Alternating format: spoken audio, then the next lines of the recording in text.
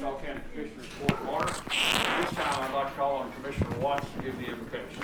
Pray with me, please. Dear Heavenly Father, we just thank you for the many, many blessings that you give us each and every day. Father, we'd ask that you be with us today and guide and direct us as we take care of our county business, Father. We ask that you be with those that are sick, that are amongst our county family, Father, and let your hand heal them, Father, and be with them and bring them back to wellness soon. Father, be with all those that stand in harm's way to protect our local family, Father, as well as around the country. Be with the men and women that serve to keep our freedoms in place. Father, be with us as we go into this election time and keep this country sound, Father, and let your hand heal our nation, we pray. Be with us, guide and direct us. Forgive us where we fail you, Father. In Jesus' name I pray. Amen. Amen. Thank you. Go join the pledge of allegiance. I pledge allegiance To the flag of the United States of America and to the republic for which it stands, one nation, under God, indivisible, with liberty and justice for all. Now the Texas flag. Honor the Texas flag. I pledge allegiance to thee, Texas, one state, under God, one and indivisible. Thank you. Take a seat, please. This time, I'd ask if anyone has any public comment to make at this time. Hearing none, we'll move on to the consent agenda. I ask the court to take action on that and bring up any revisions or any items to pull down. Judge, I just want to re-clarify that, you had explained to me, item 3, those are the extra time paybacks that we're applying for from COVID. Correct. They're not on our swanky temp check locations. They're No. actual times. No, they had temporary staff and expenses associated with that. So we suspended those checks or the temperature checks at the end of September because we just couldn't. There's too much activity going on. They weren't going through all the checkpoints. The job site over there, Yeah. they removed some of the fencing in it because of the different access is what. It made it We no very longer have a impossible. single point of access. Right. Judge Johnson, Yes, sir. I have a question about number 13. Was that just a replacement for the air conditioning unit in the juvenile facility? That was heat core. Okay. I would recommend that we pay that from Department 521 instead of 572. 521 is the juvenile detention facility budget. 572 is the juvenile operation budget. Okay. Really, any particular reason, or that was the way they probably requested it was paid? But it should go out of the building. Okay. Anything else? Item number 7. Yes, sir. I feel like I got hosed on this. The boys took the tractor out there for a PTO cable. And they broke the tractor in half. I saw the, Disassembled all of that. And, they could have told us I saw them. up front that was going to be just crazy. But we thought it would be under warranty, and it's not. I've called and raised Cain, and well, this just morning, feel like we got abused right there. well, this morning I thought, I was thinking on that because I looked at this invoice, Lee, and is there not a way for us to take some bids on that Well, type of mechanic work Yeah. and utilize We have Joe Johnson now. over in Randolph? Yes. Okay. Because we had a similar deal, and ours was high because they failed to build one for several months and then build it all together, but it was hydraulic pump work, but I felt like it was extremely high, even paying them together, knowing there was 2. Yeah. So, We were under the assumption it was under warranty, and That's because, that's what Sam was told, don't worry about it, it's under warranty. Well, it wasn't under warranty.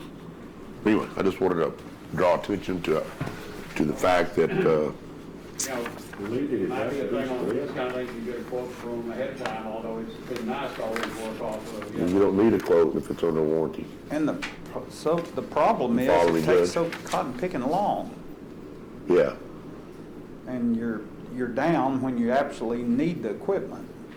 That- You know, I got into the same thing on that backhoe the first of the year. They quoted me, we talked about it, we talked about all the things we're gonna do. Nobody ever mentioned the fact that they didn't order or were unable to acquire some of the parts that took forever to get. And, you know, I don't know whether I should have made them have everything on hand before I actually gave them the backhoe, but they got into the middle of it, fixed half of it, and then we're sitting there waiting for, and that was before COVID. So, They probably rented you one. well, yeah, they would have rented me one. that's all I have on that item. Motion to approve with the stated change on item 13. Second.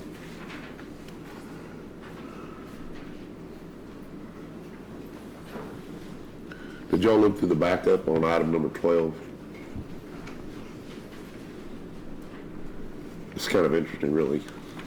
The Historical Society stuff. Oh, yeah. It's something good to look at. Well, I had mentioned them possibly considering putting those on the building instead of out in the sidewalk. You know, as soon as I get them erected, then there's gonna be a pipe break underneath there. Yeah. But whatever, I told Becky whatever they decided worked best for showing the carry on with that. Any comments, anyone in the audience on the consent agenda items? Okay. Motion by Commissioner Beecham, second by Commissioner Watts, with modification to item 13 to change the budget number from 572 to 521. All in favor, signify by saying aye. Aye. Opposed, same sign, motion carries 5-0. Thank you. Item number 1 on general business is review and approve the record bills for payment. So moved. Second.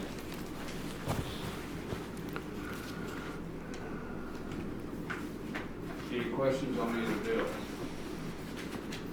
All of it. All of it. All of it, yeah. All in favor, signify by saying aye. Aye. Opposed, same sign, motion carries 5-0. Item 2 is discuss, consider, take action to amend the 2020 and 2021 budget preface paragraph B under purchasing to read as follows.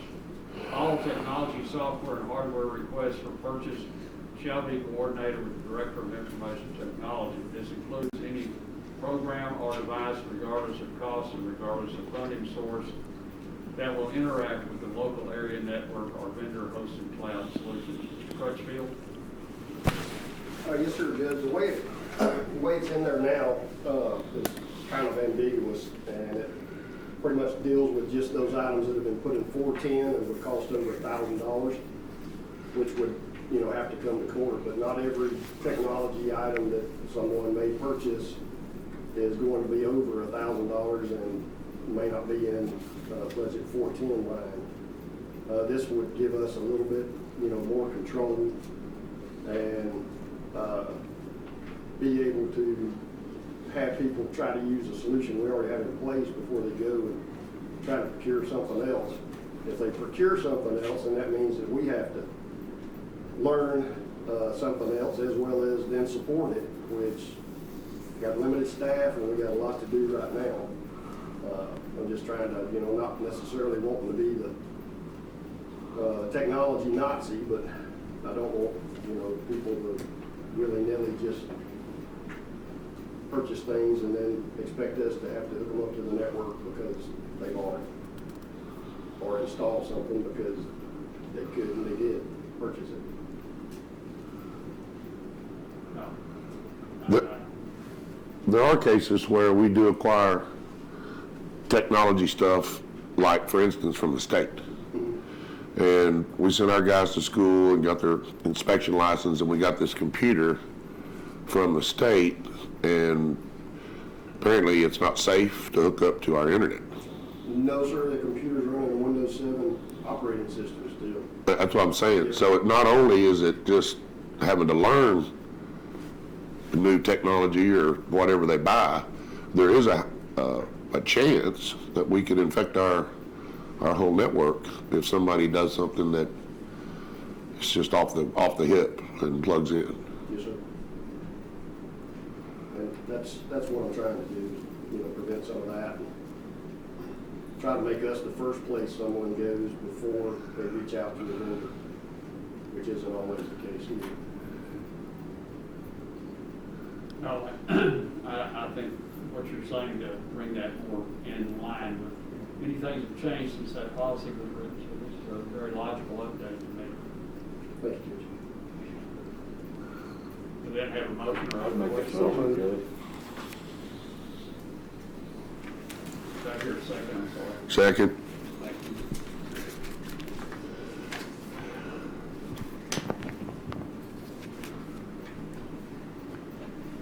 Any comments, anyone in the audience?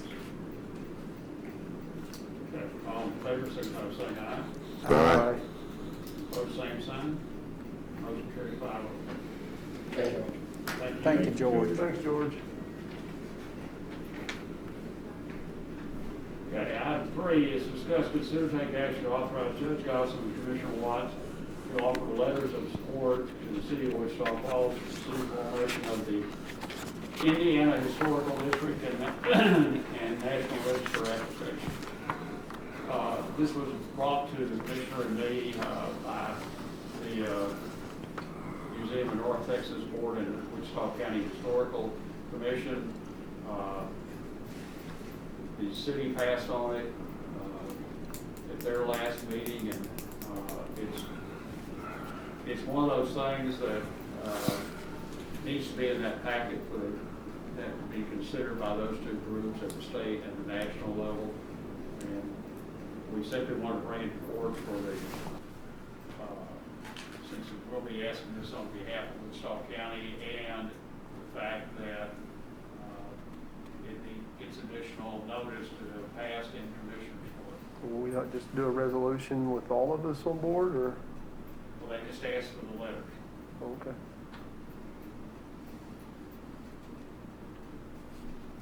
Would it be appropriate to do that, Judge, or should we have a letter and all of us sign it, or should it be individual?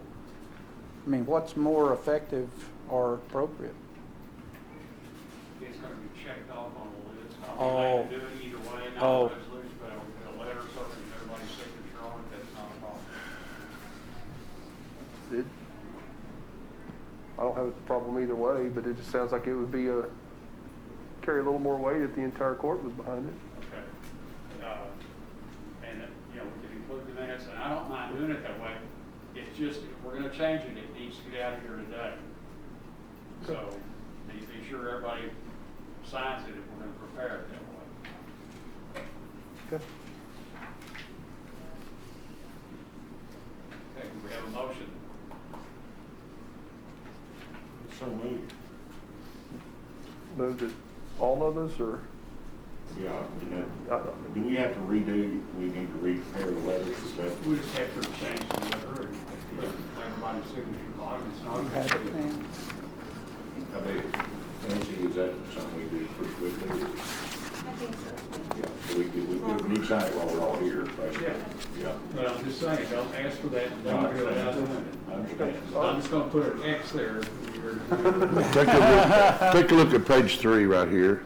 That was the questions that I was asking, and it does answer those questions. It does not restrict in any way a private property's owner to, or ability to alter, manage, or dispose of the property. Requires that property, it does not require that properties be maintained, repaired, or restored. Public does not require public access to private property. So those things are, we're not infringing on the property owner's rights. If anything, there'll be some funds available to help That's them correct. in the restoration of their building. Correct. So this is a good thing. But you gotta be careful with those things because, It we can may- really There's hinder. requirements behind it. You bet, and, it does say, well, you can't replace the sewer line and the water line because that's, not, I mean, just things like that. Well, that only if you take the government's money, do you have to follow that. Well, it's whether you take the money or not. We got into that with, historical sites and, different things out on private property here a number of years ago. You couldn't come in and, you couldn't do a conservation project, a dam reclamation project if there was anything near a historic site. And it really created lots of problems. So we want to make sure we don't make things more difficult for private property. I'm all about preserving history, but private property rights still mainstream in this country, so be very careful. And the way I read this, it does not impair that, but Well, that's what I was getting at. I don't see where this prohibits at all. so in the case of, that I was telling you about, what happened is private property owners quit finding those sites.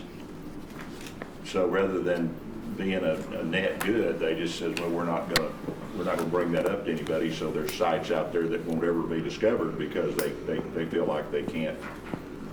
If they designate it and somebody report it, then they lose control of the private property, which I certainly understand. Yeah.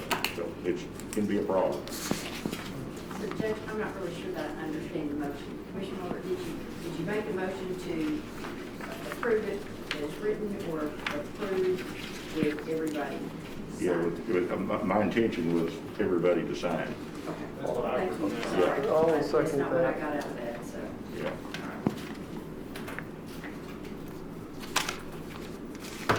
Okay, any other comments or questions? Okay, all in favor, signify by saying aye. Aye. Opposed, same sign. Motion carried 5-0. Item 4 is discuss, consider, take action on the Wichita County COVID-19 guidelines and determine workforce community from them.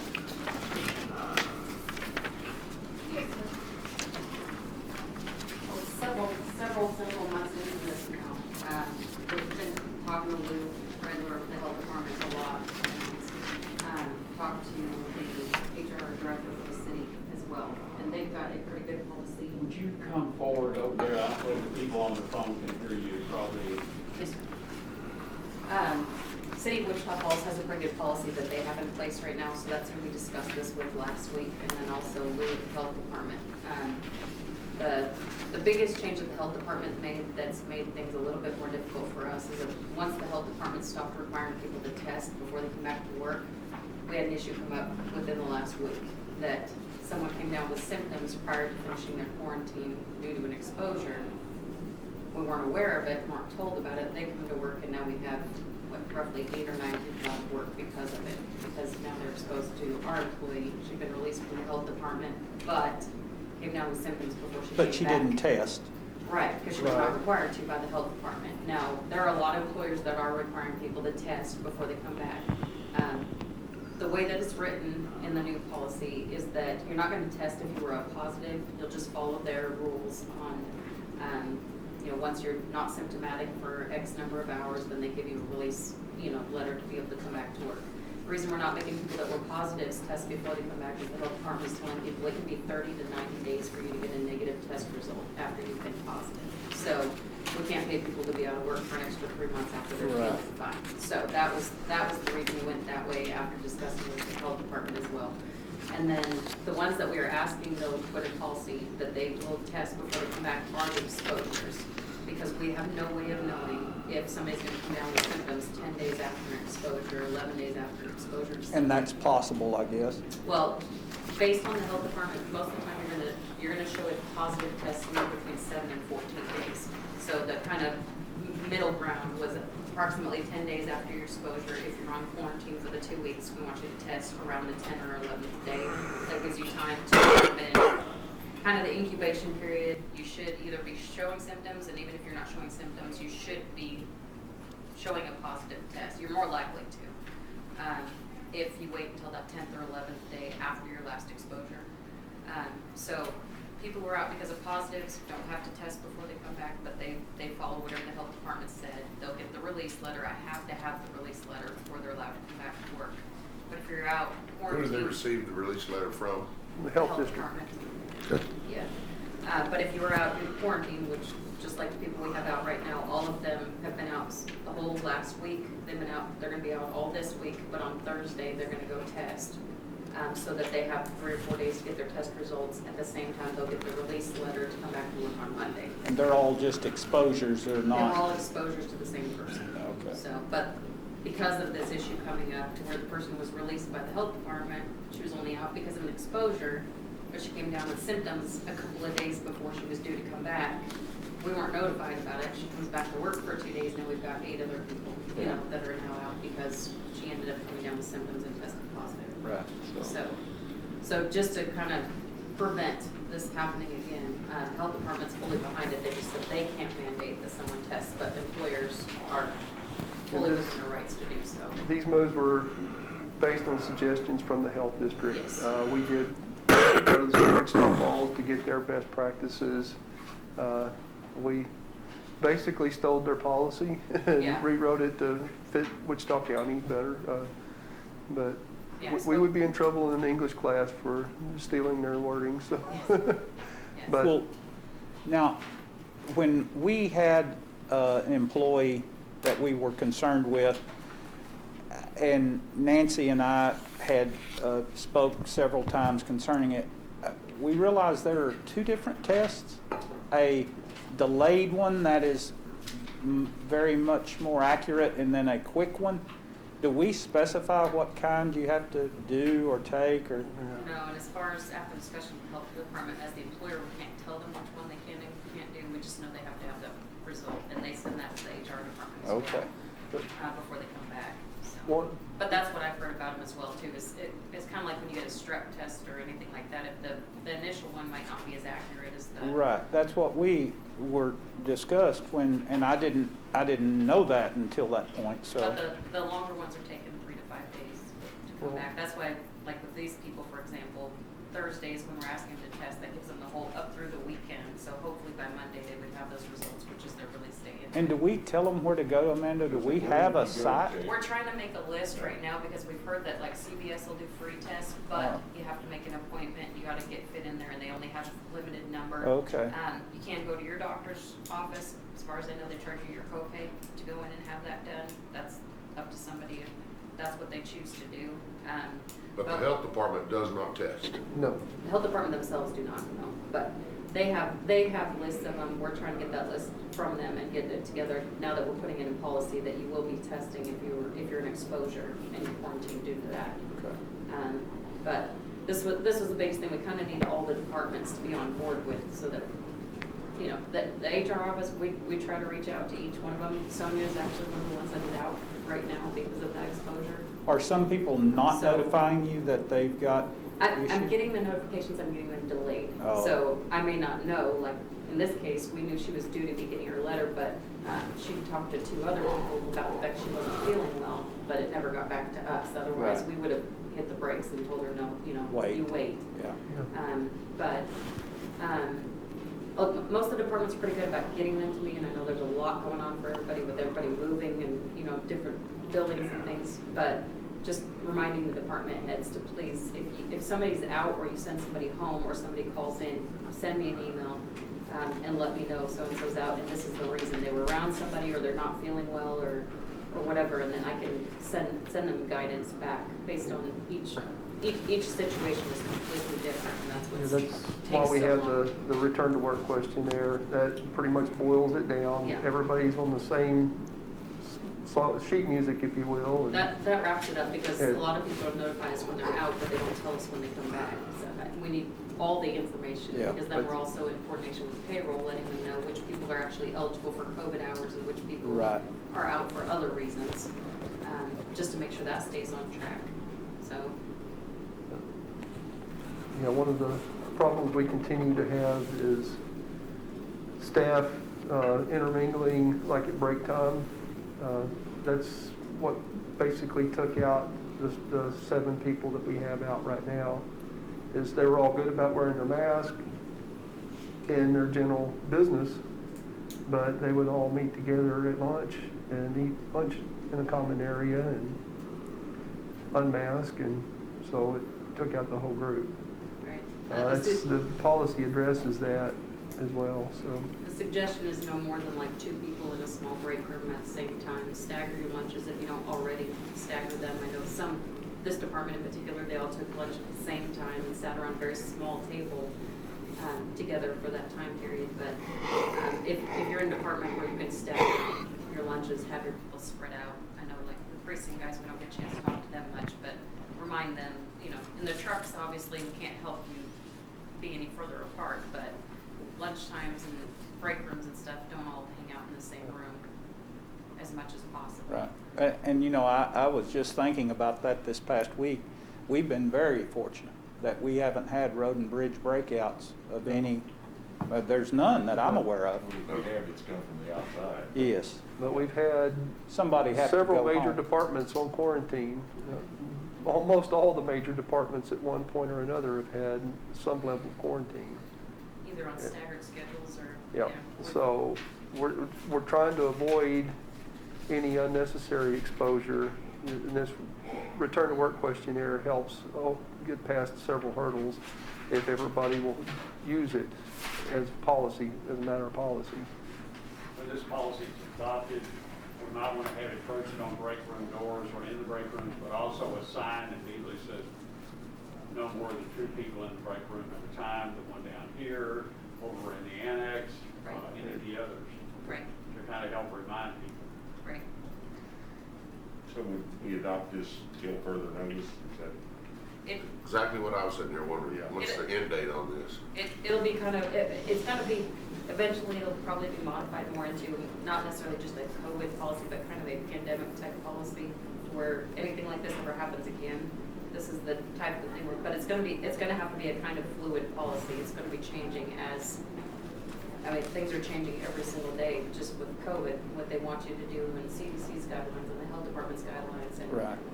But we had to get something in place now so that people understand that we've been working with it, but they can see what we're actually doing with it and why we're doing it. Is to prevent situations like this where we've got an entire department out plus another person or 2 because of one person. And a person in the hospital. And a Yeah. person still in the hospital, Mhm. yeah. Ultimately, the county has done really, really well, though. I'm just off the top of my head, I'm just looking at it this weekend, but I think we're only at about 30 employees that have actually contracted COVID. So most of them are all back now. I think I have less than 5 out right now with positive cases. So the county's doing a very good job. I mean, when you consider the jail and things like that, as close quarters as people are during the days, people are doing, they're pretty diligent about following the guidelines and doing what they need to do. So that's it. We've pretty much adopted very similar policy to the cities. We just modified it to make it work for Wichita County. Well, whatever we adopt today is going to be kind of a living document as Yes. things possibly get worse or better, then we'll revise this as we need to. Look down on your line from that, make recommendations. Yeah, as we hear things, we'll update Commissioner Court too. And I got with Tracy on this last week too, that we'll make sure that it falls within the legal guidelines, but it also is going to work to help contain things and help things for Wichita County. That's it. Thank you. Make the motion that we approve as presented. Second. Second. Thank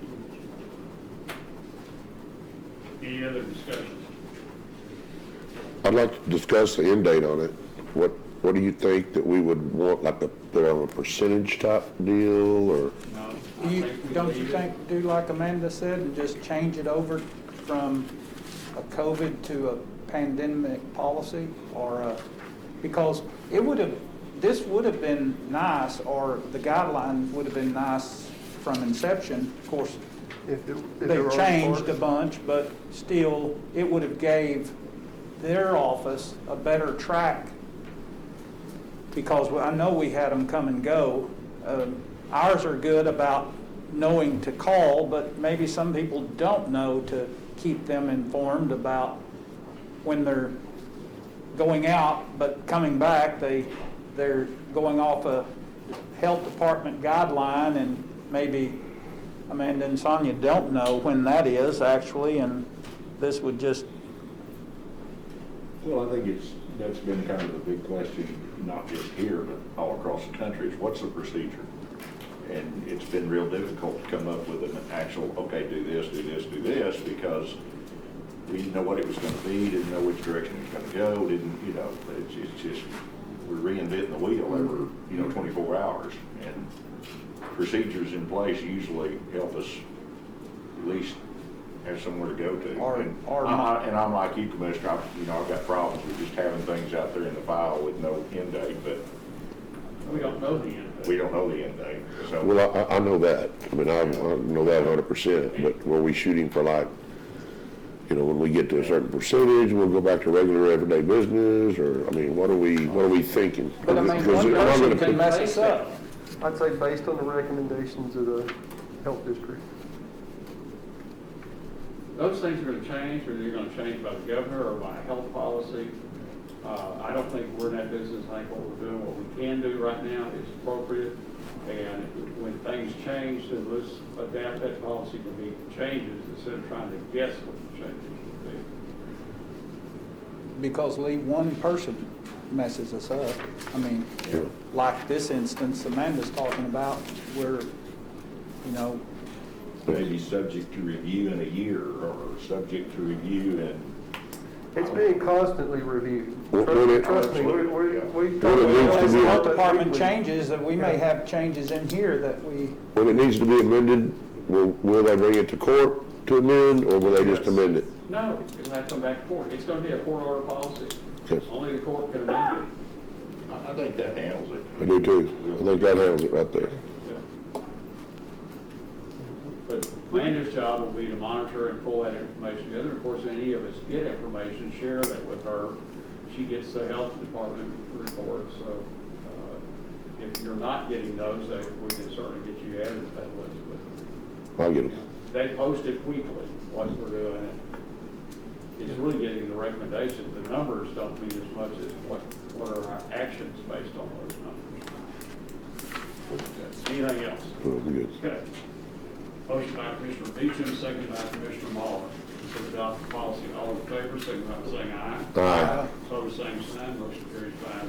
Thank you. Okay, receive an update on the law enforcement center budget, Commissioner.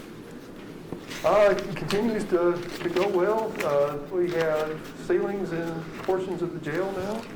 They're finishing out the hard tops. The back two pods have ceiling tiles, so they're nearing finish out completion on the back two pods. Moving north through the building, putting in ceilings now. The service side, like the kitchen, laundry, et cetera, they're nearing completion of all of those portions right now too. So it just continues to move very well. We're continuing to work through our punch list items. A lot of discussion on punch list at the last meeting. It was apparent that they didn't like the level of attention that our punch list was getting, that they thought they seemed to be aggravated at the level of detail that we were asking, which, that's okay. get it right the first time. What if we left some zeros off the detail on Yeah. the payment? Yeah. So I'm telling you, the punch list, they're doing an outstanding job on it. And it's ruffled some feathers. So. But that's what we want. We want everything to be exactly what we paid for. When it says the phones are 2 weeks out, Is that for the sheriff's office or for the jail? Sheriff's office should have phones. All the phone components were there. They had the internet. But just ask, I mean, it just hooked says right here, phones are 2 weeks out. Okay, up. That's, we got ahead of it. it's in the jail. In the Phone- jail yeah, part. yeah, yeah. 'Cause there's a, There's another server room that needs to be stood up. So it's not even, can't even hook that stuff up yet, so. But we were able to, after Mark, you and the judge met with our phone people, we were worried about our coverage, but we fixed that with the device, right? Cell Or phone? several devices. It's not installed yet. It may have been installed at the end of last week. But we know our solution. Yeah, we do have a solution. We went through several iterations trying to find the best solution, and Judge Gossam did a lot of work on that on our behalf, and worked with our suppliers, and we ended up getting a really cost-effective solution, much more so than what our original bids were. But that's caused mostly by just the sealed nature of our building, Yeah, it's right? concrete and steel, particularly over the sheriff's office itself it's a full concrete cap, so Okay. you're in a F4 tornado vault in that side of the Right. building, so. Exterior signage, status request, is that just, on whether it's gonna, the signs are gonna be, when the signs will be, delivered? The signs are delivered, they're Oh, just yeah. not installed yet, yeah. If you, And if do you you, have a picture, or what kind of signage did you decide? well, one of the signs is up, the shield sign's already up, and I can show you that. It looks really good. Burn Shop did an outstanding job on that. Who was it, Mark? The Burn Shop here locally. They made the exterior badge sign, Oh, and it's was that an association sign or was that our sign? ours. That's it, Lee.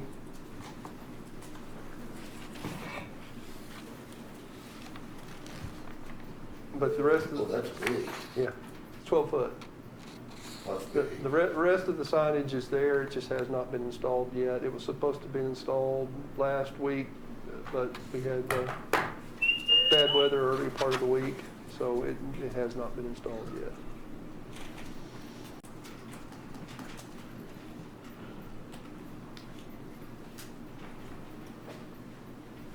Any other questions on his report?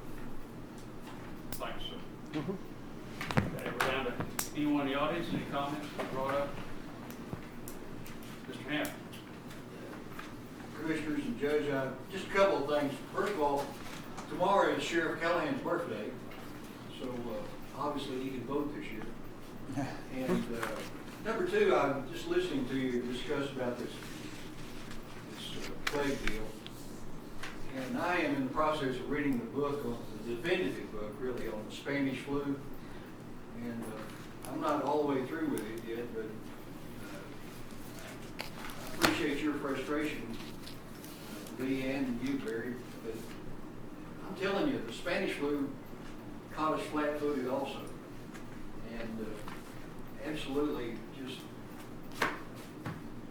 undid us for a long time.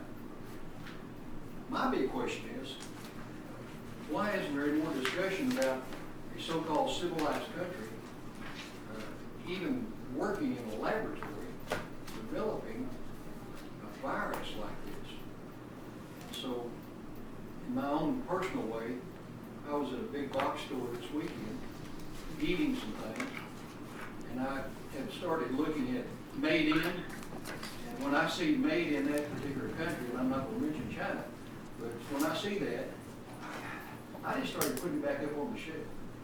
And that's the only way I know that we can deal with this financially. But the other part of it is, this thing is just going to require, I guess, patience, some sort of act of God. Especially the amount of medication made in China that we're now trying to reestablish our own infrastructure. Yeah. But whether it can be price competitive. You know, we already complain a great deal about the cost of medications here compared to Canada or Mexico. You know, we sometimes are our own worst enemy. I agree, Judge. It's thrown us into a real Yes, sir. tailspin, but this book I'm reading, I mean, it's almost day to day. Well, and You can Bob, imagine the handicap they had no computers, They have social media to help them out. and certainly did not. you know, Bob, The good news though, it worked itself out. I had no clue. I had no clue about that. I knew that I lost a great aunt, my grandmother's oldest sister. She had died from the Spanish flu, and I, for the life of me, couldn't figure out how that occurred. Living out in the country, probably very seldom going to town. But World War I veterans were charged with bringing that back over into our country, and her brother served World War I. And so Dr. Johns was the one that was giving me some intel on the Spanish flu, which it's always been on the back of my mind because of losing this person I never knew, but my grandma spoke of it often. One of the things that bothers me about it, it's right along the line with what Bob said. My wife and I were having this discussion at lunch yesterday. This whole deal, when you get past the here and now of what it is, you step back and you take a look at the bigger picture, and I'm not a conspiracy theory guy, but it makes me feel very vulnerable as a society that something like this can take hold of not just the United States, but the entire world. I would hope that we're going to take some long, broad look at how this happens, and because this just leaves us all, you know, to where this would be one of the best weapons anybody could ever draw on society in general. And boy, that bothers me. That bothers me. More than just what's going on right now is bad enough, but look at the big picture. That this is even possible. Just kind of unnerving. Well, our military's dealt with what we call CBR, chemical, biological, radiological warfare, probably since World War I. We hadn't, although they had the mustard gas and those kind of things during World War I. Makes you think the Geneva Convention might ought to take a look at this deal. This is warfare. Well, Judge, you, in serving the length of time you have in the service, what is the mathematical numbers in this country? And today I heard it mentioned on the news that vaccine, we approached that time. Dr. John also mentioned to me that he thought it was a very short time before we see it, but what's the practicality of doing the people a day that the military could help us inoculate? What is that? I mean, in Wichita County, can we do 1,000 people a day? Can we do 5,000 people a day? Is the rest of the country similar? Is there the manpower in our service to do such a thing? Will it take us a year to be inoculated once? That's been some of the statements, because even though we think of our military, you've got your active duty forces, you've got your reserve medical forces, but guess where the reserves are? They're the same people that are working in your medical providers in the civilian world. So if you pull them out of here and place them on active duty, you've taken from Rob Peter to pay Paul. It's a zero sum. So it's going to take some significant planning, and then you've got they can't give me that shot. Okay, great, get out of the line, don't get it. Let somebody else step forward. That's your choice. I don't think there's going to be any kind of mandated that would run totally against the grain of what we've done in this. We haven't mandated enough of the things that would seem to be pretty wise. So let people that want to get the shots. We could put together an inmate labor crew to give inoculations, some guys out there, get them trained up. Well, Some and of they're them are already using the trained. same deal. Yeah. The judge seemed like at boot camp, there was about 200 of us, and they inoculated all of us in about 4.5 minutes. Everybody turn left and stick the guy next to you. Y'all had a gun, Lee. Oh, yeah. You remember that? Oh, yeah. Yeah. Yeah, you want to be sure you were totally up against You them. bet, and those Navy docs always left about a half inch out of there, so the blood Stain. would run down. So they separate the Marines from the seamen. Old memories. Yes, sir. But that being the case, if it was to be a year, I mean, we could still deal with this for well into next summer, Doesn't look like right? We're very close, does it? It just doesn't feel that way knowing 350 No, look at million what's going people on in in the Europe. shot.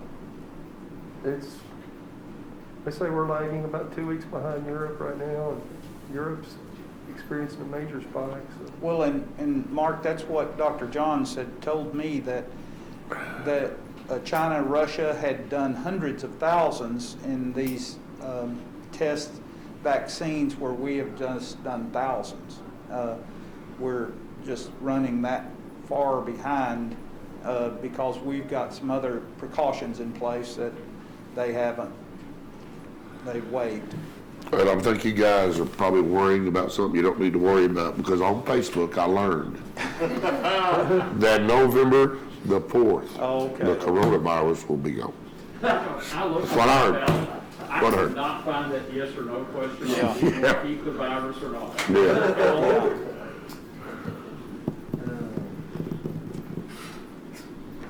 Okay, Commissioner Beecher. I imagine Lee will probably speak to this, but Forest Service had a trunk or treat at the Forest Service location, and that was an awesome deal, having all the local fire departments, law enforcement, everything out in a good, safe environment for kiddos. They were taking everyone's temperature, everyone was masked and social distance, but it was a really, really good thing. Well, that's good. I appreciate. Community proactive, isn't it? Yeah, I appreciate what they did. It was nice. Well, let's give a little credit to Regan, because Yeah. Regan put all that together. Yeah, Regan Research. they did an outstanding job, and I just want to say thanks for that. It was good. Election day's tomorrow. Get out and vote. We did have a polling location change in precinct 1. Bridge, which is a daycare and church, requires that everyone enters the building wear a mask. We can't require voters to wear masks, so we moved. Judge Gossam found a location not even a stone's throw. Not a pretty good putt away, but that's about it. It's less than a block. Yeah, less than a block, diagonal across the street. So we'll be setting that up this afternoon. It's at the corner of Lydia and Kmart Drive. So again, right, pretty much diagonal across the street from the other location. You have to drive past the new location. To get to the old one. Yeah, call the pastor of the church, ask them to help tell people, tell them to be putting signs out Yep. there. But you'll have to drive past signs on Kmart Drive to get to the former location.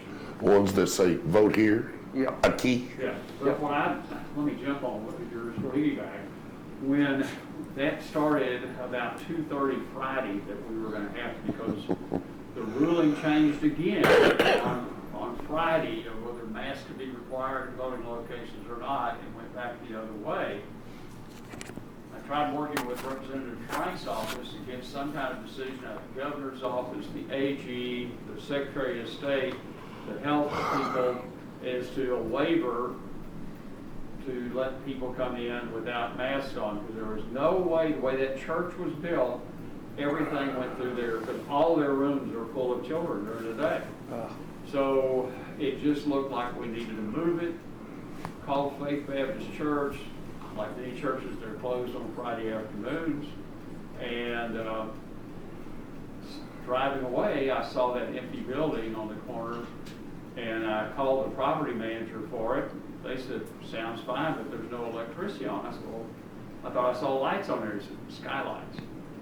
Skylights are really pretty good, but I called Encore, called city code enforcement.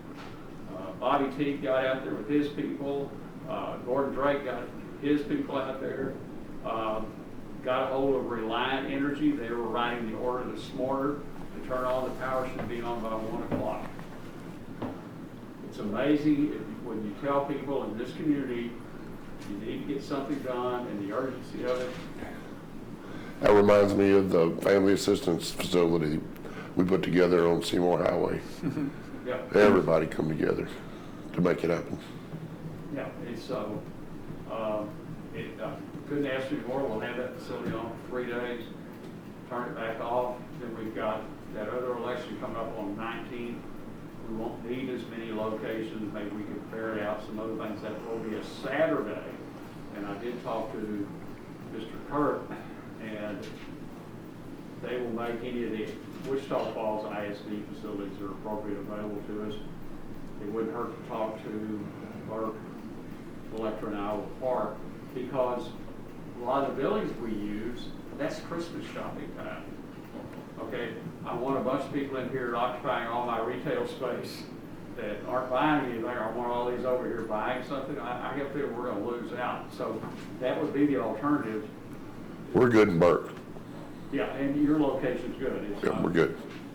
you know, there's not any retail you're selling out there, but No. it should be the same thing in Electra. But in Iowa Park, we ought to be all right there at that location. It's probably getting the locations in Wichita Falls, and then looking at the early voting locations for that. And who knows what the turnout will be. Generally speaking, runoff elections, Low. 6 to 8%. So we've got that one we know on the 19th.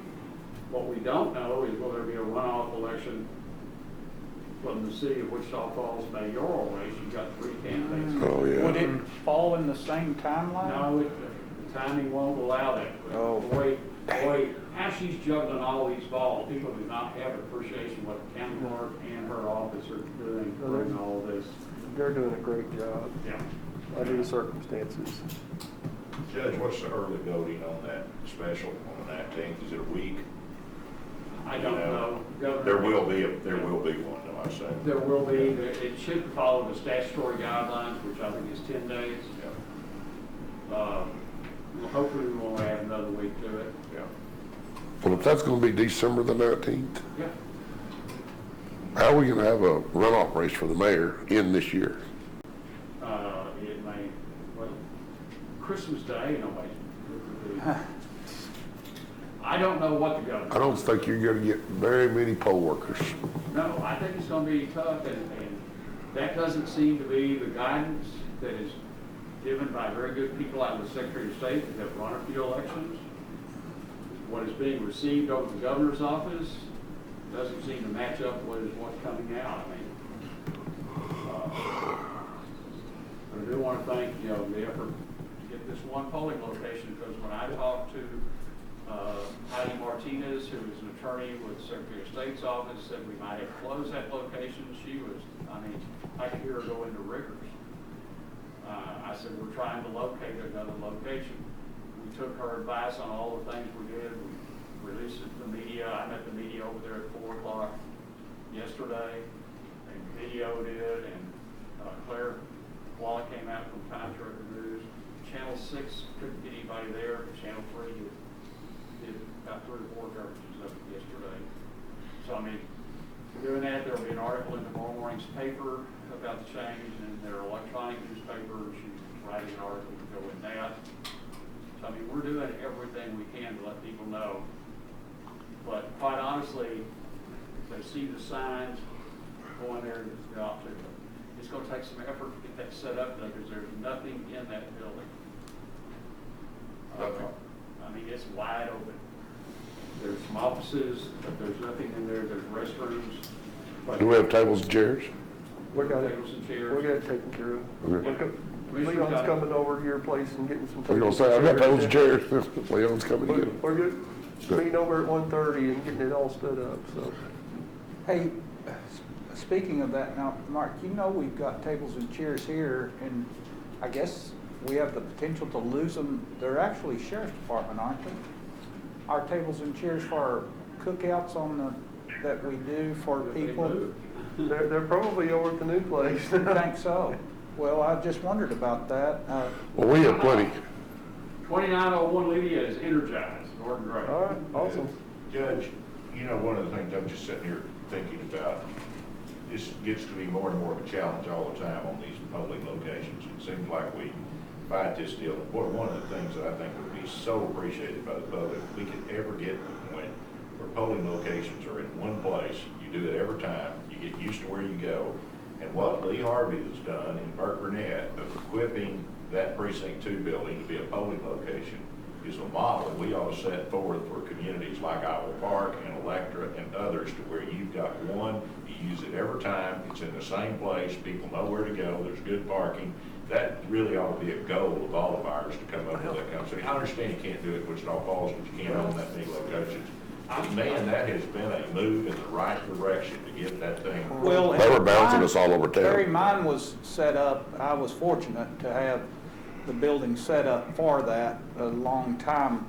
Now, Yeah. there are some, I don't know what occurs that, we have went this year from the fire department to the precinct barn, now to the community center. I don't know what drives that. But we have a good location. City elections versus. Is that what it is? Yeah, I say that's your biggest thing. It would make people so happy to be able to go to the same place and vote every time. Man, that makes a Yeah, difference. but we We have tried good to do- restrooms, we have good facility, it's just, But when you start hunting for 31 locations, yeah, different story. Yeah. It's not possible. in we've Wichita gone Falls. past the period we could reduce those down. Yeah, but, and now that we've got vote centers, and now that we do an early voting period, you ought to be able to do that. But boy, it works so great in those small communities. I don't think we need to be thinking about reducing locations if we continue to have this kind of turnout, because people are waiting sometimes hours. But if it ever does slow down, yes, but right now, Other side of that's getting poll workers. yes. We do have a couple of poll workers that have been quarantined. One of them is COVID positive, so that's been another challenge that Lori's faced that has gone totally unnoticed, so. When in general, our poll workers fit the profile, that's a. Oh, yeah. But I told Mark, I was asking him this morning, when I was down here and I voted, there was one individual that did nothing but clean. Yeah. And they cleaned the machines before we were able to step up or come into position. They wiped everything down, they just made sure it was, to me, it was going great. They were diligent. One of the things we need to pay attention to is our poll workers have been the same poll workers for many, many, many elections. And the ones in Burke, I don't know how many more elections we're gonna get out of them before they throw in the towel. We need to start looking at some younger folks, try to get them involved, as early as we can, because this may be the last time Eloise Law can spend 12 hours a day for 3 solid weeks on her Well, feet. you just think about it, in this day and time, or through this pandemic, she's putting herself out there too. Yes, she is. And she's had to take the voting machine out to a vehicle because the person wanting to vote had COVID. And she had to approach that person and let them Wow. vote. So, yeah, they are putting themselves out there, and they're in that age group where they're highly susceptible. Yeah. Well, I expect after this election's over, there'll be many discussions on the state and federal level about how we're gonna handle this moving forward. I bet that's gonna come up, and what kind of machines are we gonna use, and how are we gonna do all this? I'm gonna say there's gonna be some changes in the house. Yeah. So as much as I have wished we would have had the money to have updated our voting machines again, because when the ESNS did not change their outdated software, we bought the new hard equipment. Yeah. We knew they just about had the other approved, but there wasn't time. And I think we're gonna see another generation now come up following what you're talking about. Yeah, I think the discussion's gonna be alive here in the next month or so. When you go to those commissioner court gatherings down there, you see a bunch of different voting machine companies, and that's where Mark and I, we spent a lot of time over there just, But you've only got 3 that Only 3. ESS, Hart, and can't think of the other one. yes, I can see their signs. yeah. starts with an A, or anyhow, Commissioner Harvey. You know, Halloween in Burke Burnett was unique. Never seen so many families out. I mean, it was a lot. And the city had blocked the roads, put some barricades up, and people were walking. Down Kramer, there had to be a couple of 100 cars parked out there, and families everywhere, families being very responsible. I think it just shows what our community's like. When times are tough, we still stick together and try to take care of our kids. And, it was a good family night. It was really, really, really well attended. Beautiful weather. It was really nice. And, you know, Regan Reeser, we don't want to go back to that. He had been planning this trunk or treat for, I think he called me 2 months ago and asked permission to do it. I said, sure, go ahead. And it was really neat how they put it together. You parked over here, you got your temperature checked, you know, and then it was very, very, very well planned. And I think everybody was not exposed to any risk in doing that. I don't know how well we were up and down the streets taking care of that, because you saw a lot of people together. But no, kudos to the Texas Forestry Service, Regan Reeser, for putting that together. It was neat to have all the law enforcement and firefighters and everything out there. Good for the kids to be exposed to like that, so in a positive way. Bill Elder? Oh, I'll tell you later. I forgot about HIPAA. All right, anything else? Commissioner Hall?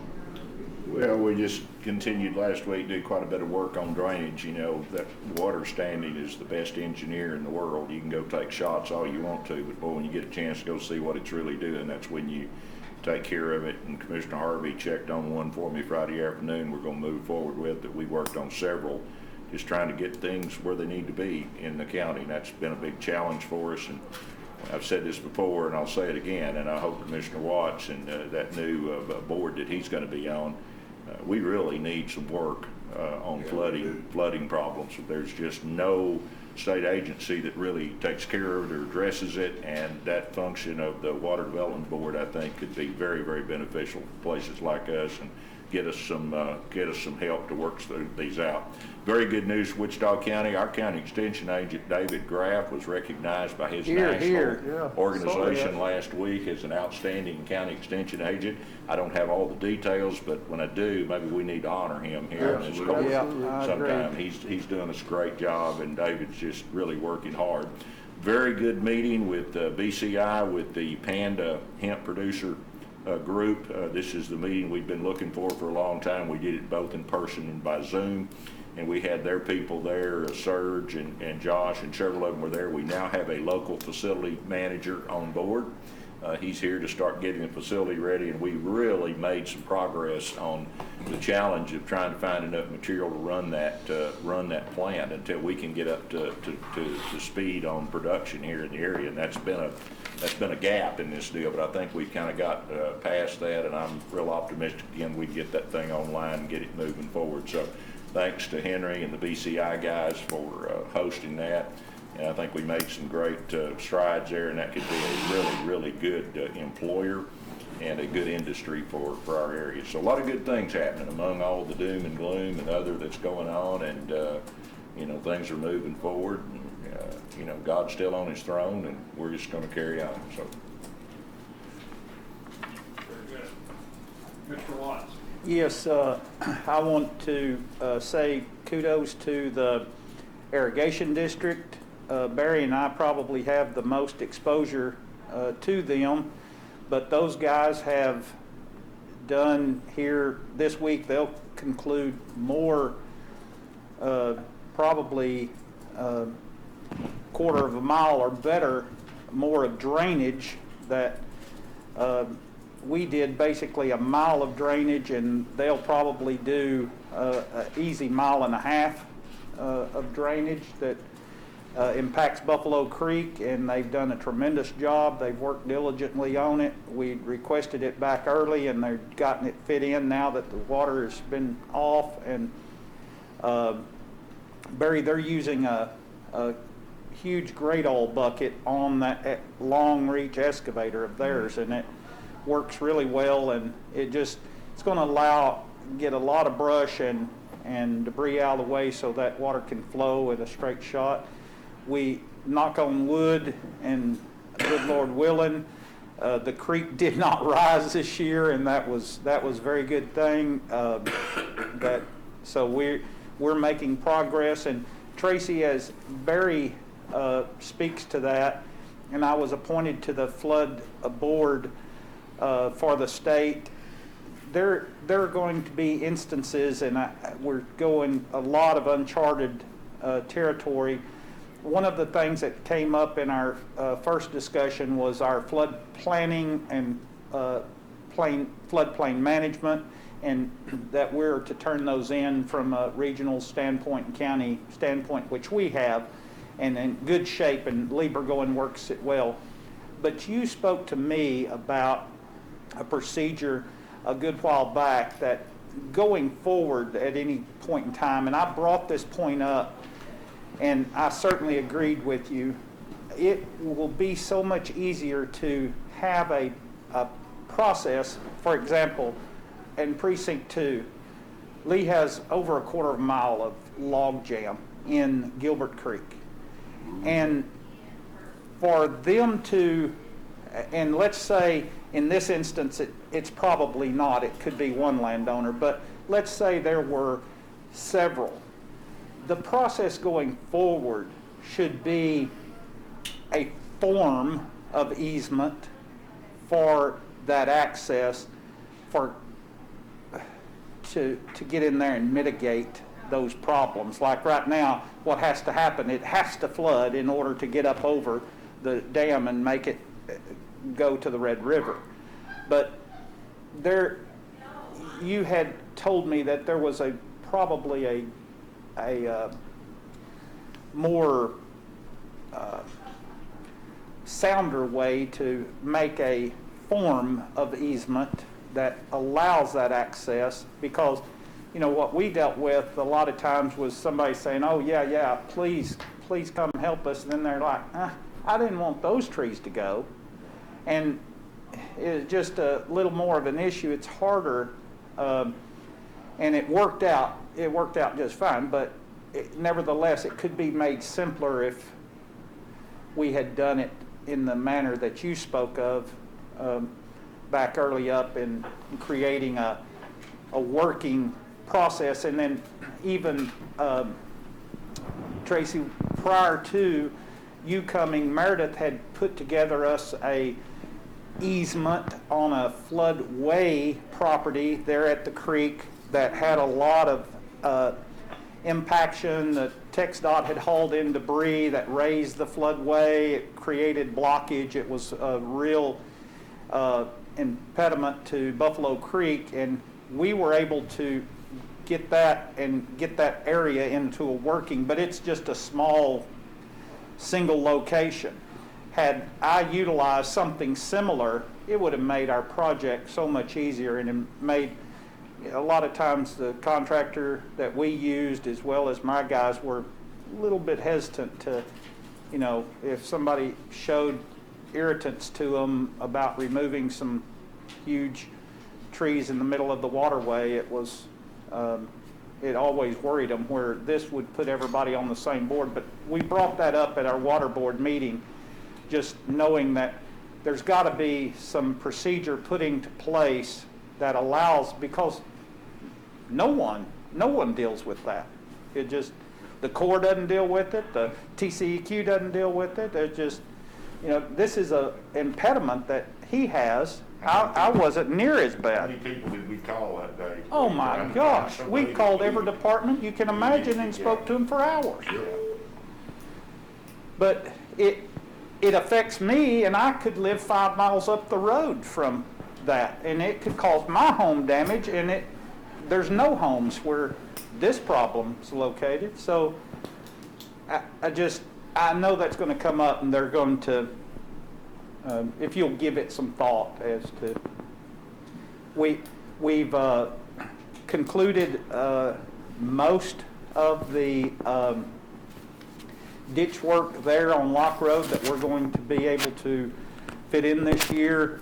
It's always good, Lee, and I know you talked to Trevor, but Trevor called me, thanked me for that work, and I really appreciate that, because, you know, if I didn't have the kind of fellows I did, like in Jack Lucor, that knows what he's doing when he gets out into 8-foot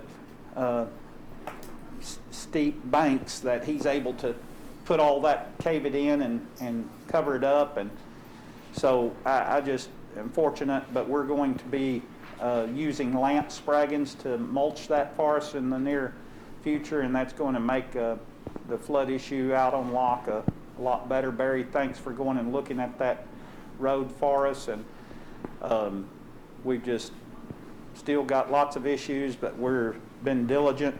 I do want y'all to know that with the help of the auditor's office, we were able to purchase the, I guess, pricey flags, the $50 flags. 75. But James Gowan does a tremendous job of keeping an eye on those. And so we got some spare ones, and we just got a better process going, because that's requires some attention all the time. You know, you have a windstorm and the wrong flag, it can make them look like a rag and nothing flat. I don't like seeing them that way. No, no. And what we had been doing was buying one at a time, buying a Texas and American flag one at a time, and then have to wait. But we got a little smarter, and the auditor's office helped us with the program there, and we got the better flag, so we're moving forward with that. Okay, Commissioner Beachmar brought up, we do have Election Day tomorrow from 7 a.m. to 7 p.m. There are, I believe it's 31 locations in Wichita County. You can vote at any one of those. If you are in line at 7 p.m., they will mark the last person they have in line, and they will get those all voted. If you get there at 7:01 and you're behind that person, then you waited too long.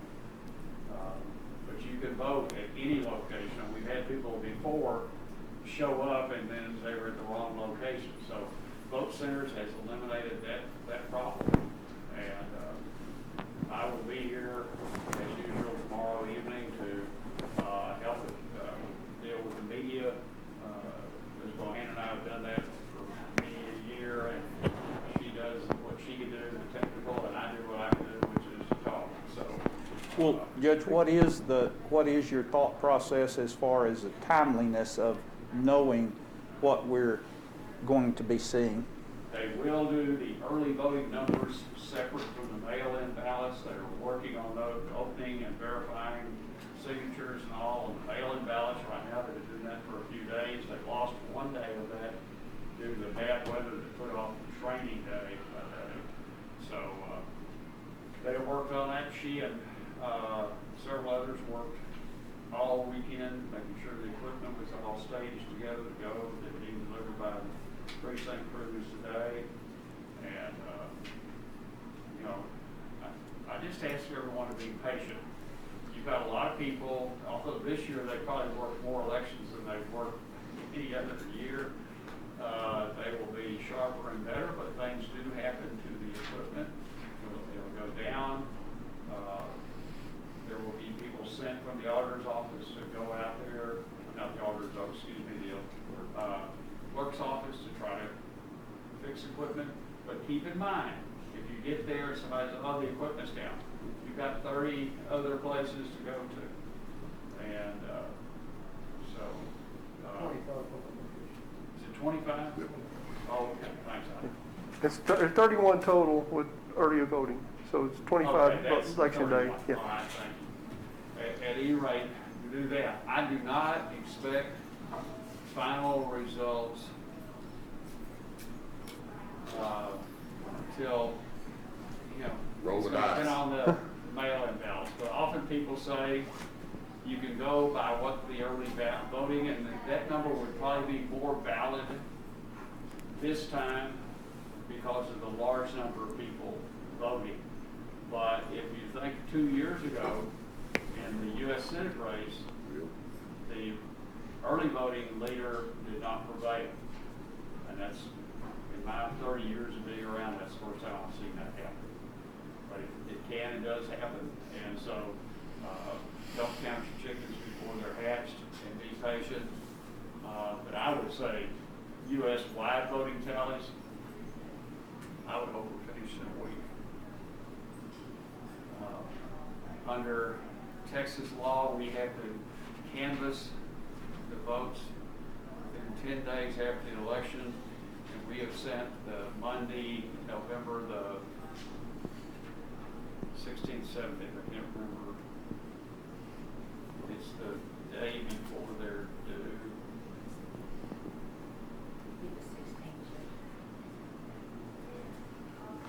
Yep, It'll be 16. 16. And we'll canvass the votes here. Now, that's provided some action isn't taken by the governor to say, we've still got too many mail-in ballots. And unfortunately, the mail-ins, you can bring those by today by the clerk's office, but each person has to bring their own ballot and bring identification and sign the document that says, this is my ballot.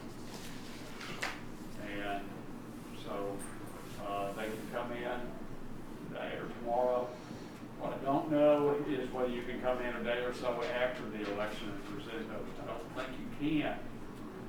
Ballots that are postmarked tomorrow or earlier, there's 5 days for those to get in to the clerk's office. But if you bring it in personally, you can. But if you mail it, you Bring got it 5 today days. or tomorrow personally, but I think after tomorrow you can't do that. So just mail it. Yeah. But they are still getting ballots that were mailed for the Senate District 30. That is crazy. That's crazy. Well, in my 20-plus years of living on Barbados Street, I've had 5 pieces of mail that came back to me and said, not the country. So what? Not the country. Mail had gone from somebody mailing to me for Barbados, Wichita Falls, Texas, only it went to the country of Barbados. Came back.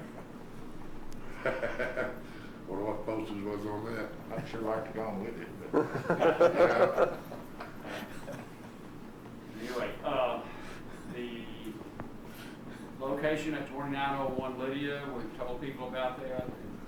I appreciate the effort Commissioner Biggs and his crew are going to take to try to get that as noticeable as possible at that location. There's parking adjacent to the building, in front of the building, and across the street in the old Kmart parking lot area right there. And if you got to the church and got out, it's not far a walk. If you thought, hey, I can probably just be just as close here, walk back and vote there.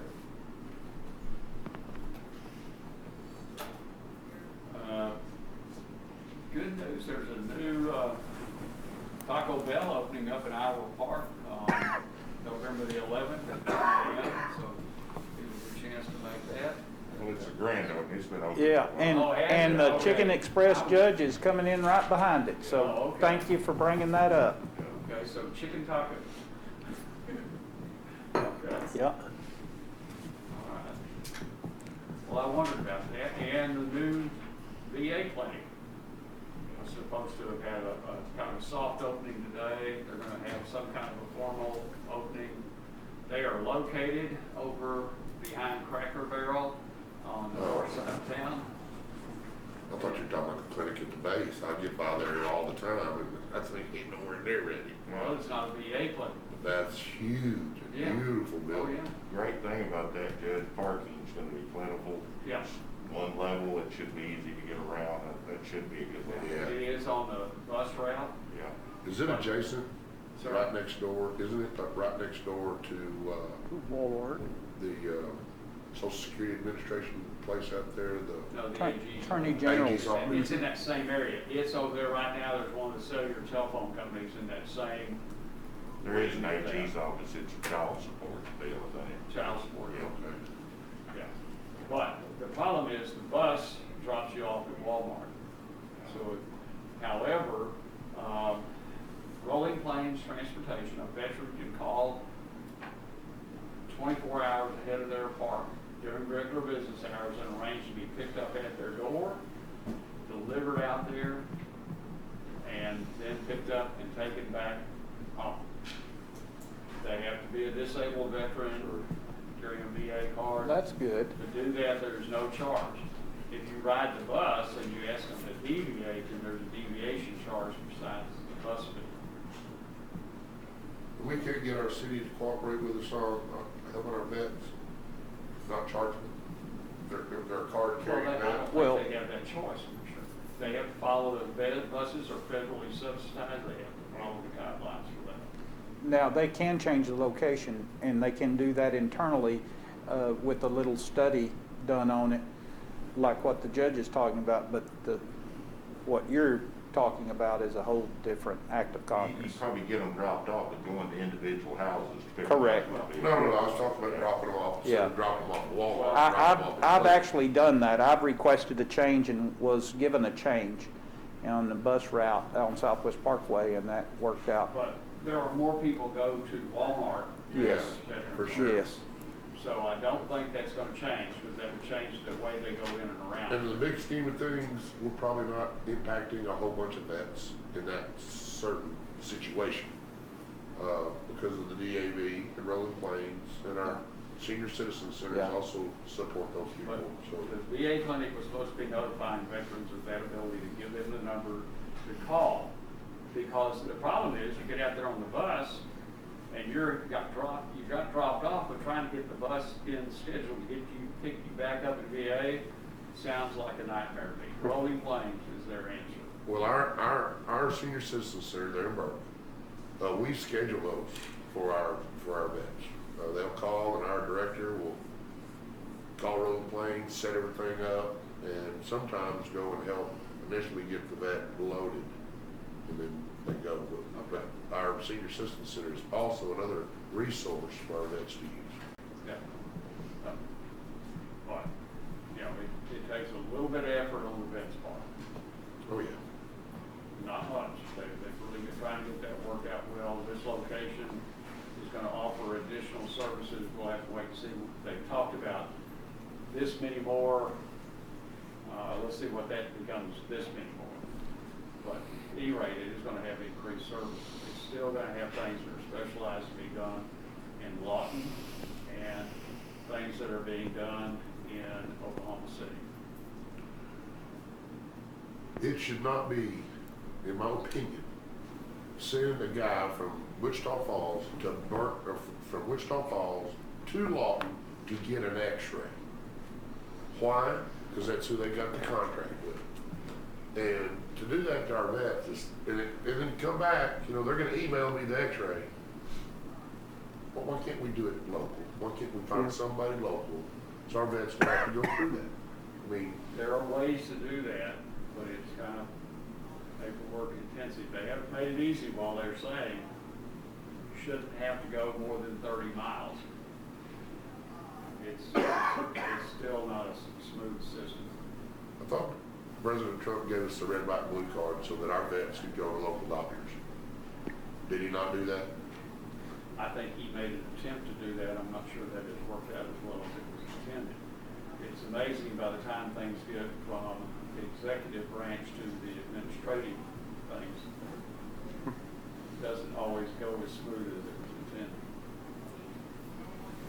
And, you know, with us changing Senate district, our 13th congressional district congressman, hopefully that congressman that gets that position will take seriously the needs for the vets and continue as has been done. Oh, he will.